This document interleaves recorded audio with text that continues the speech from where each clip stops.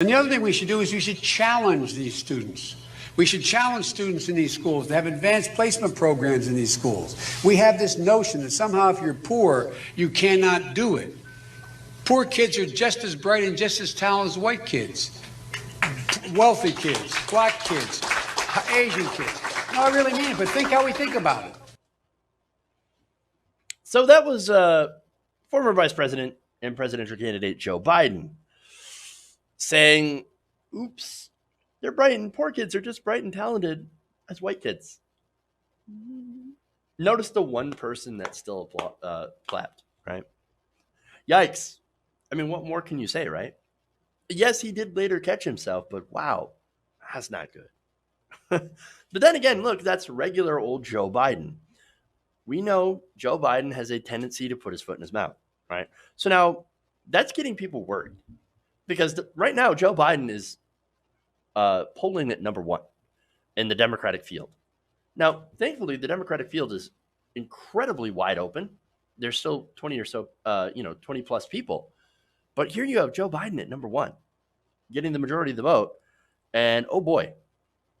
So now there's been some responses to this. Mehdi Hassan, columnist for The Intercept, said this: if Democrats nominate Biden, he could end up out-gaffing Trump in the general election campaign. Ouch. There's more. Talking Points memo editor Josh Marshall called Biden's comments embarrassing and said the former vice president is a, quote, walking gaffe machine. Cenk Uygur, a host of The Young Turks, said, oops, is this a gaffe too far? And that's one of many fun responses. So now, look, here's the thing. This gaffe is just one of the many that will happen as long as this drags on. And that's assuming, of course, Biden continues to dominate in the lead. Now, Biden also misspoke on several other occasions. For example, there was a campaign event in Iowa on Thursday. During the Iowa State Fair, he said, quote, we choose truth over facts. Now, that's confusing. Now, he also mistakenly referred to former British Prime Minister Theresa May as Margaret Thatcher, who's been dead for quite some time. Oops. So, look, we know Joe, constant gaffe machine, right? So now, of course, you can make the fair comparison between him and Donald Trump. Donald Trump says wrong things all the time. I'm not just saying that he lies. Of course, Donald Trump lies all the time, but he also just messes up on very normal things and then goes into incomprehensible gibberish that you just don't understand. That's Donald Trump. So if you want to make the comparison, oh, perfect, right? It's a fine comparison. Now, there's another comparison that's made, and that they bring in Bernie Sanders. Now, Bernie Sanders is in second place, right? So now there are people out there that say, oh, Bernie Sanders is too old. He's crazy. He yells all the time, right? Well, now, Bernie Sanders recently went on the Joe Rogan Experience, right? And he sat down for over an hour and talked very clearly and succinctly about his policy and about how he would be able to get that policy implemented, right? There were no gaffes, no misstatements, no confusion, just the same message that Bernie Sanders has been saying for decades, right? Now, the reason I bring up Bernie Sanders is because among centrist Democrats, there is a lot of this ageist rhetoric against Bernie. He's too old. His mental faculties are going to go. He's crazy Bernie, as Donald Trump calls him, right?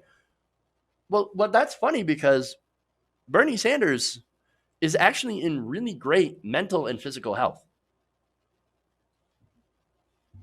So now what I think is going on here is that there are certain Democrats in the media, the establishment, that are worried about Joe Biden, right?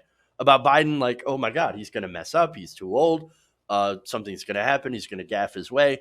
Okay. We've got to do something. We need a younger Democrat, but we don't need someone who's progressive.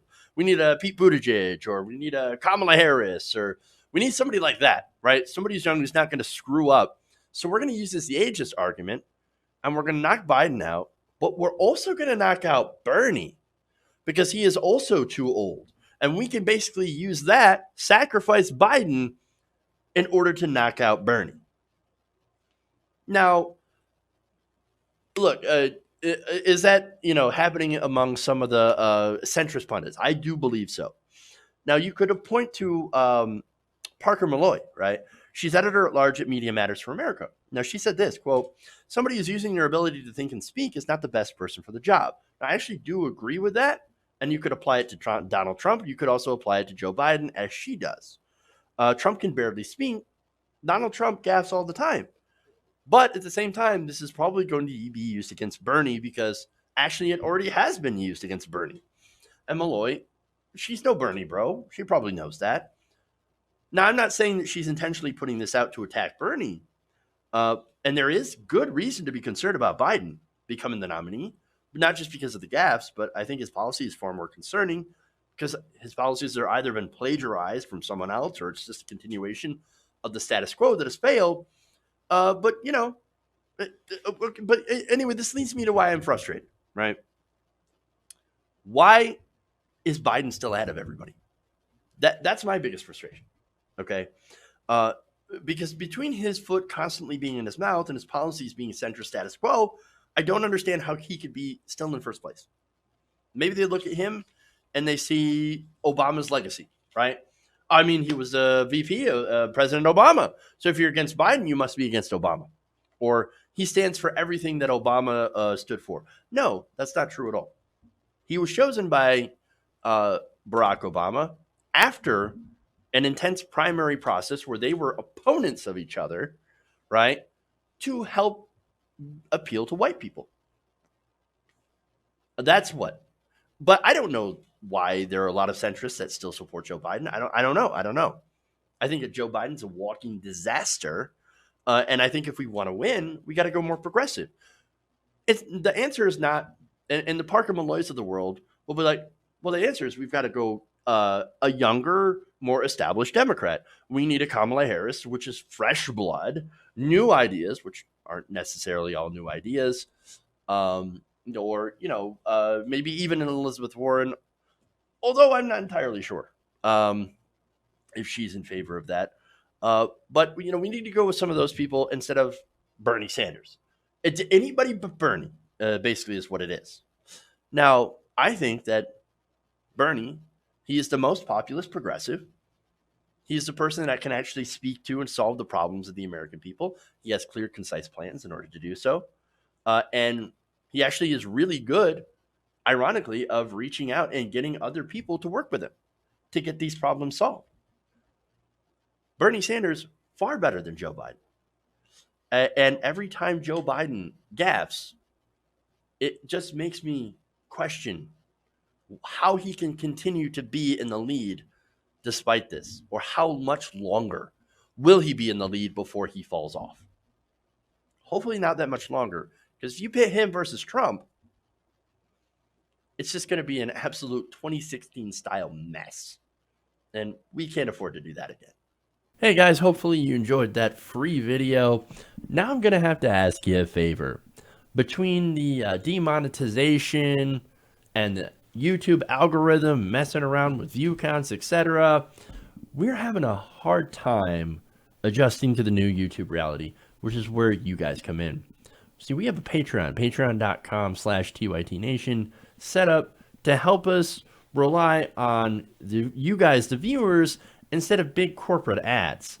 Look, you know the show. You know how I'm not in favor of big corporations anyway.